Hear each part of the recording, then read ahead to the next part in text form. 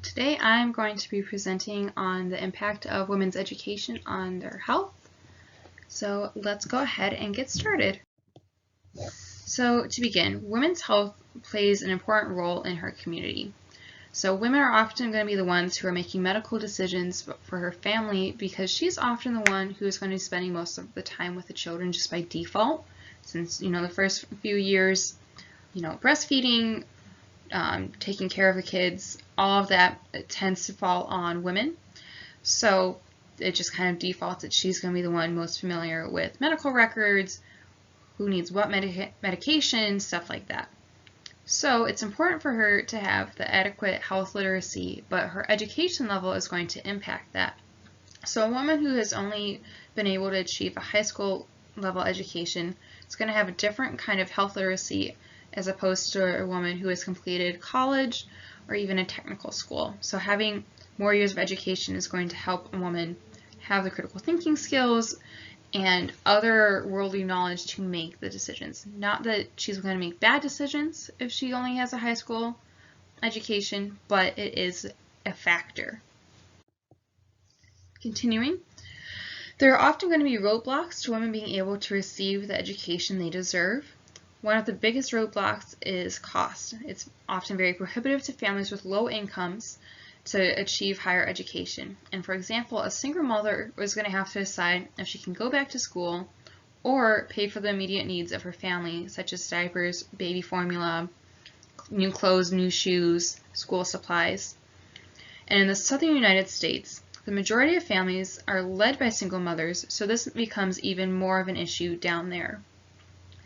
And again, having community resources is going to make a difference. So if a woman feels very isolated and doesn't have anyone to reach out to, it's going to be really hard on her and really hard on her family, because the saying "it takes a village" is true. You need a lot of resources and a lot of helping hands in order to raise a family and get to the education levels that a lot of people deserve and need now in this world.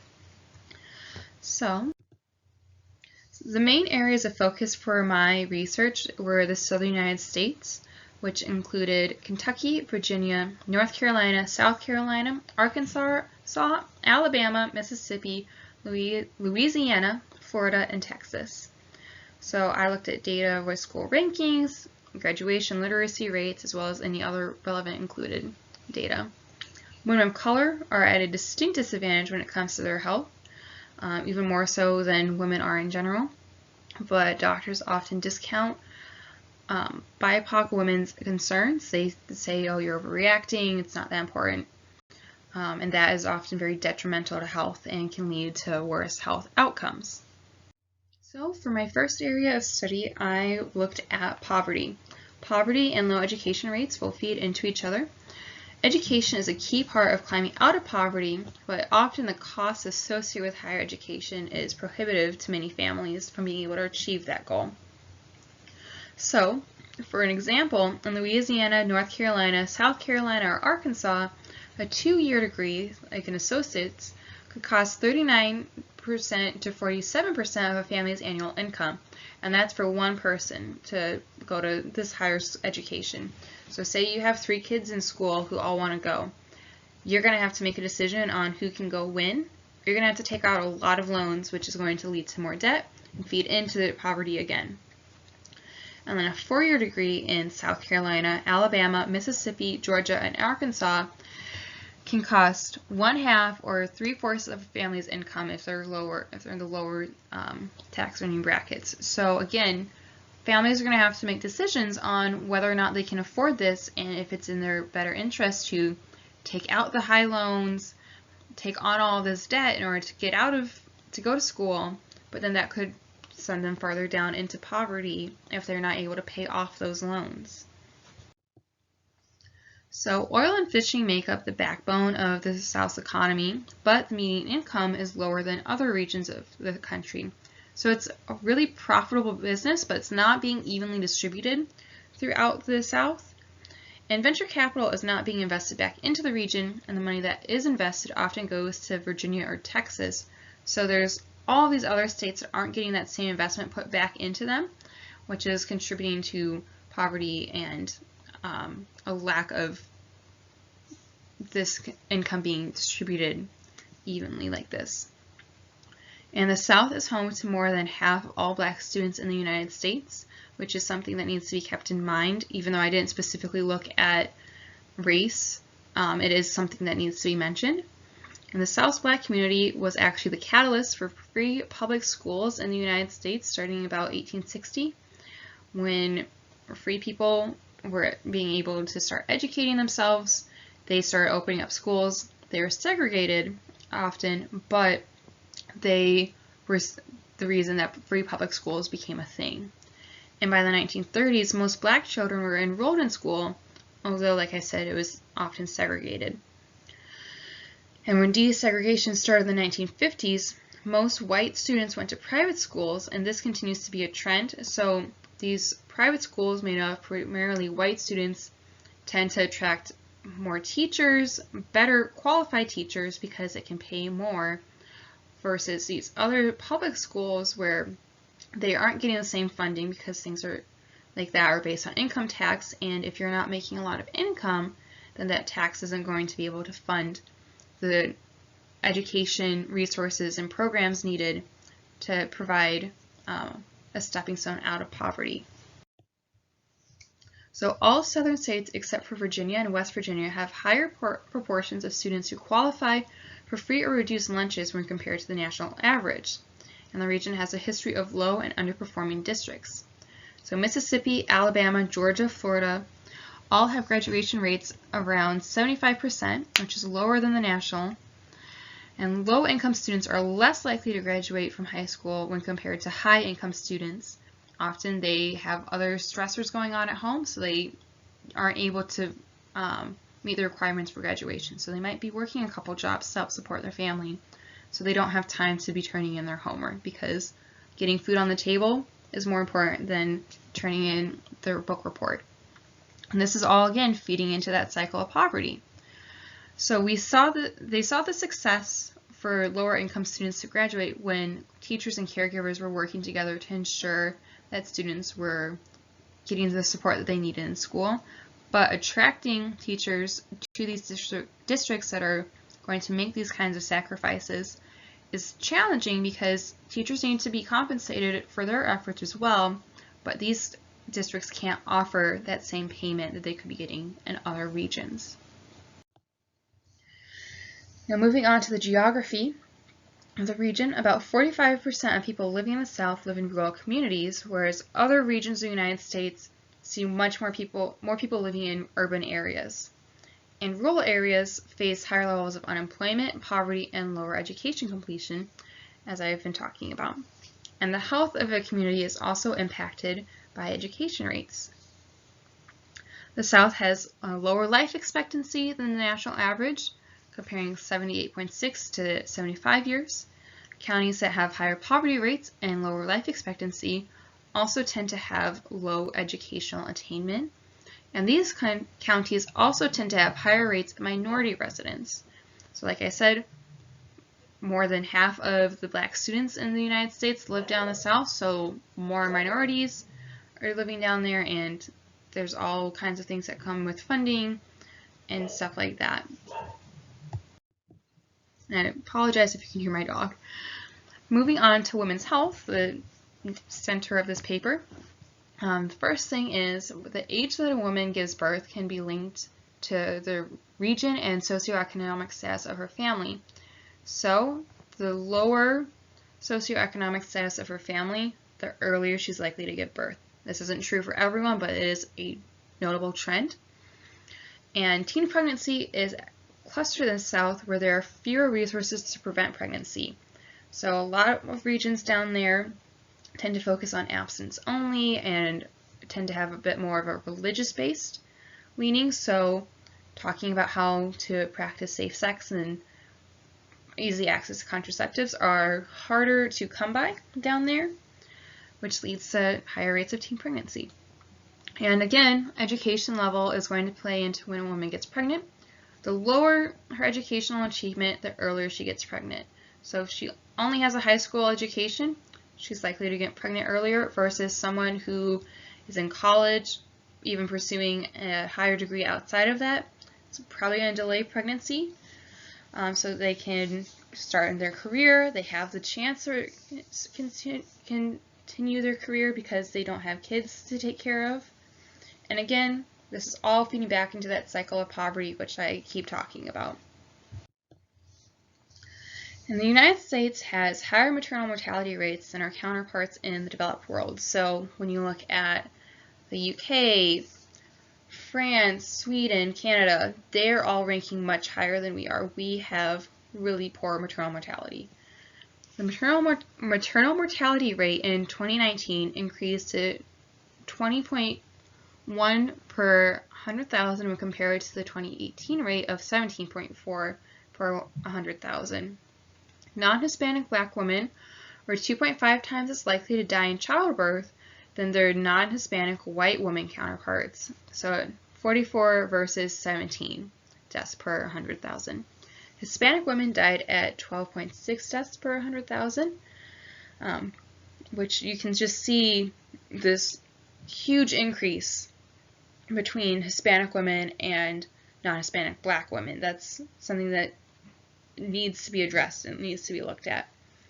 And again, as age increases, the rate of death is also increased. So the younger you are, the less likely you are to die in childbirth, versus the older you are, the more likely.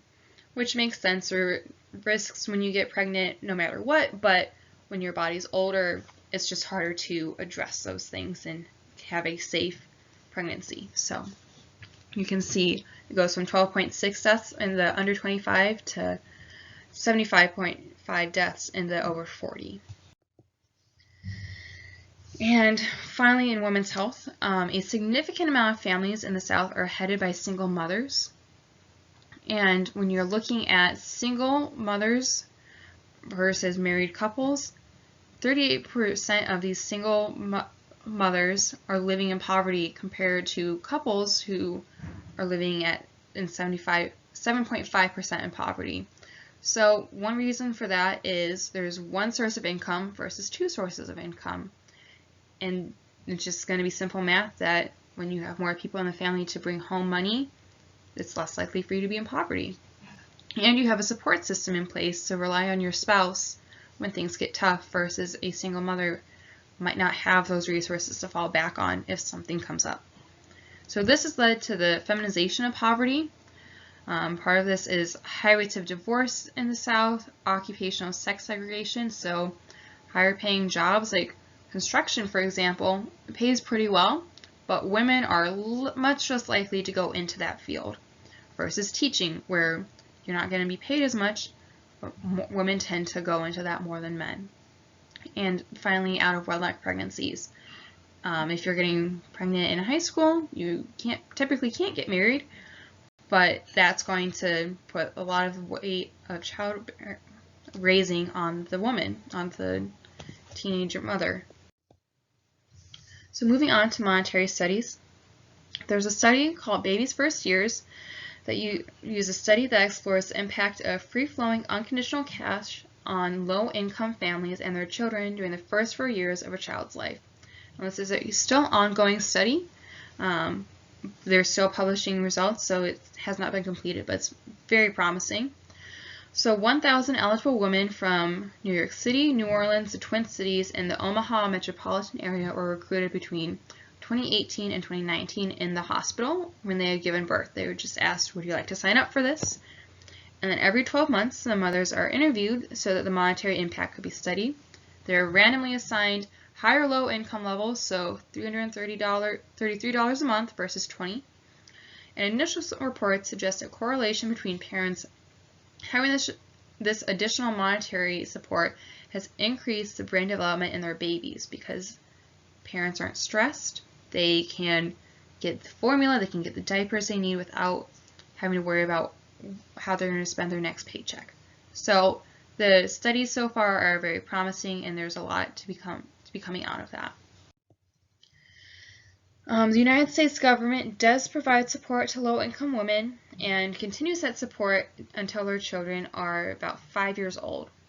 So WIC serves about half of the children in the United States, and it became a permanent program in 1974 to provide supplemental nutritious food to those at nutritional risk. So they're not providing all of the food, but they're helping supplement the food for women who need it. And they have additional support. They have education for women, health screenings, counseling, and immunization screenings, which is going to be very helpful in ensuring a healthy population. But there are limitations. So the maximum household income, for example, in Indiana, the most the family of four can be making is $51,000 and some spare change. So if the mother has been somehow offered a raise at work, not somehow, but if she's been offered a raise at work, but that's going to take her out, like max her out of this, and there's four people in her family, she's going to have to decide if it's enough to get by without this additional support, or if there's other resources that she can find. So it's all something to be kept in mind. Now, my methods for this paper were, I didn't conduct a survey myself, but I did have a lit review, which is where I found all of that information with these keywords. I filtered out any international results because I was focusing on the southern United States, and most were from the last 5 years, but I did have some historical articles to give me a better idea of how the region has changed. And like I said, ideally a large survey would take place across the southern United States to help address the problems that I saw. So like Black women dying so much more than Hispanic women is something that needs to be addressed on a very wide scale. So moving on to my results, it's clear that women's health is impacted by their education levels. Those with higher education tend to live longer. And like I was just saying, we are lacking these surveys that could provide valuable data about the health issues currently facing women in these areas of the United States.